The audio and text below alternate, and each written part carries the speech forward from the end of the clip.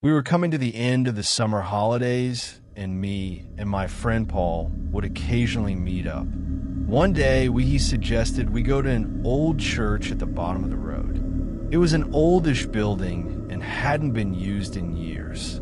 I thought, why not? Who knows what could be in there? It could be quite exciting. It could be quite boring. Who knows what could be there? Maybe we could YouTube it and get views. I just wasn't going to tell Mom about it. I met with Paul and we walked down together. It was a hot summer's night. As we slid through the gate to get to it, I felt like we were entering a secret land. I wonder what would be there. At worst, there was probably some old tramps in there finding shelter, but you never know. There could be treasure in there or something super old from another time. There could be anything in there. We crept in. Paul had pulled a torch out as it was super dark. As I took my first few steps in with Paul, I immediately noticed the air was eerie and the tone and temperature had dropped, which was strange with it being a hot summer's day. The eerie feeling made me feel uneasy. There was such an ominous feeling hanging in the air. You could cut it with a knife. I wanted to leave. I told Paul this wasn't such a good idea, but he told me it would be fine. I tooted and we walked around. The floors were creaky and it was as if I could almost hear a choir in some places playing hymns.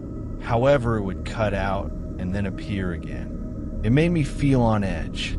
I asked Paul if he could hear that. He laughed and said it was all in my head and that I need to relax and live a little. I really wanted to leave though.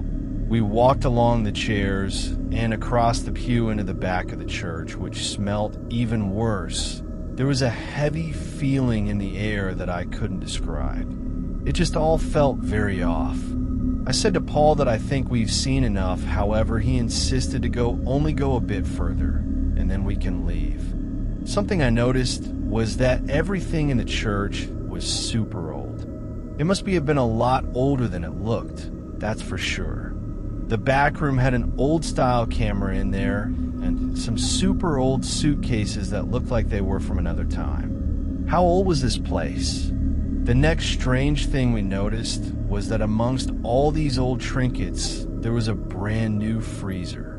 The next thing really freaked me out. I noticed on top of the freezer was a tie. It was worn and old, and it looked like it had dried blood on it. I didn't really know what to think. Paul's eyes had lit up though. He picked the tie up and yelled, "Cool," and he started laughing and waving it about.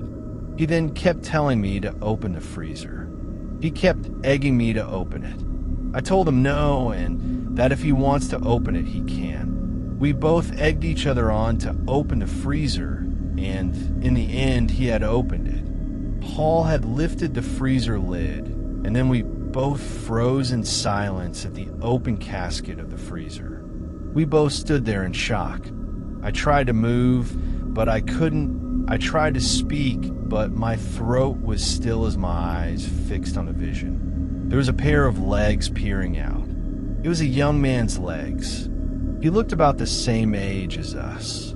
He wore jeans and Converse trainers. His body stuffed in the freezer like a disused toy or something, except he wasn't a toy. He was a human. That's what got me the most. Not so much the vision of the dead body, but the way somebody could disregard him like that. His arm was unattached from the torso. It had been stuck to the freezer lid, so when Paul had opened it, the arm had fallen off and made a soft thud from the lid back onto his body. The smell was off-putting. It made my insides go green. Still, I couldn't move. I could see half of his face. Even though he was dead, his face wore an expression of slight annoyance. Me and Paul stood in silence, and then hurled forwards to puke as the smell was stifling and thick. I told him we need to get out of his here quickly. He told me he needed to be sick first. He was sick all over the floor. We both started to run quickly out of the place. I could almost feel a presence behind us. Well, I'm pretty sure we were being watched. I just knew it. The wooden boards creaked under our feet, as we picked up the pace to get out of there. When we got out, we agreed to say goodbye to each other. He didn't text me or call me or anything. I didn't know what to do. Should I call the police? I at least wanted to talk to Paul before I contacted them. But nothing. Not a peep from Paul. The contact between us had dropped dead. I keep seeing the boy's body and his legs everywhere I go. I hadn't been sleeping at all since I had seen it either.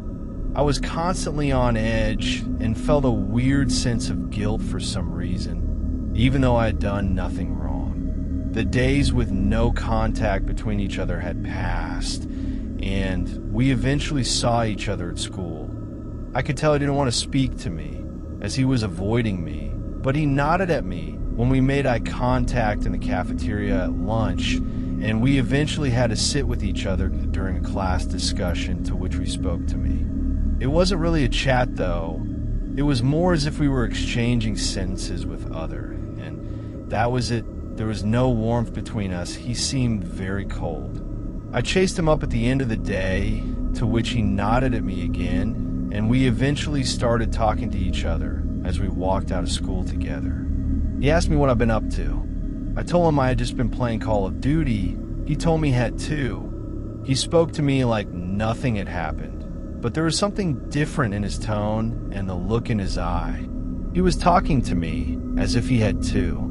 It was almost wooden, as if he was acting. Why was he bothering to speak to me if he didn't want to? As I got home, I threw my bag on the floor nearby bed, but then noticed something peering from under the bed. I froze and my heart began to pound. It was old red Converse shoes. The exact same shoes that boy in the freezer had been wearing, and they certainly weren't mine. I panicked. My heart raced and pulsed. Where the hell did they come from? Did somebody put them there? Who put them there? It couldn't have been Paul. Did someone see us? It was only my mom and pops who live here and have been in and out of the house, and they couldn't have put them there. Why are they there? I took a step back, my head was a whir. I couldn't think straight. I could then hear my mom calling me to tell me my dinner was ready. I managed to squeak out an okay. I couldn't eat my dinner that night. My hands trembled as I held my knife and fork. I managed to bite off tiny bits of my food and swallow it. Luckily, Dad was at work, and Mom didn't question me. The next thing startled me, though. She mentioned that the news had just announced Paul's body was found yesterday in a freezer in the church we had just visited. At this point, I started to rattle and shake and couldn't say a word. My eyes stared into oblivion. My world had crashed. How could this be? I had just been in school with him. After my few bites of food, I asked to be excused. My mother wouldn't give me a hug. I just about hugged her back. I was shaking and trembling at the point. I excused myself in the dining room, and the next thing I saw nearly made me jump out of my skin. The bloody tie from on top of the freezer lay on the hallway floor. I couldn't move for a few moments or think, but after a few moments, I marshaled my thoughts and picked it up. Inside was a note that read, "I know you did it. Who put this there?" At this point, I felt I was going mad. To be continued.